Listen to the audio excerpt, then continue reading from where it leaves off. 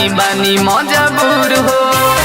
सुनता का सुनो जाए के न मन करे तुहारा से दूर हो, पैसे के कारण रानी बानी मजबूर हो। नहीं जे कमाइब तो कहाँ से खियाइब, करब याद तोहे हरदम। हेले जाबो कदी चंदन ए राजा जातारा तू तो लंदन। हेले जाबो कदी चंदन ए पिया जातारा तू तो लंदन।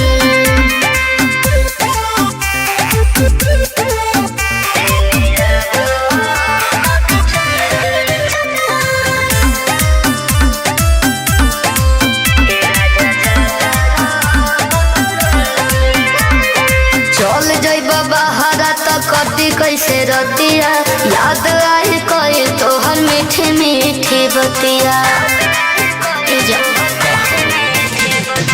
इहे मजबूरी धनी हम के सतावता, कथी करी कुछो अब समझे न आवता। बतिया के मानो नहीं जिद तू कर, करब फोन तोहे हरदम। हेले जाबो कदी चंदन ए राजा जातारा तू तो लंदन। हेले जाबो कदी चंदन ए पिया जातारा तू तो लंदन। हेले जाबो कदी चंदन। Music by Jadis Mahi.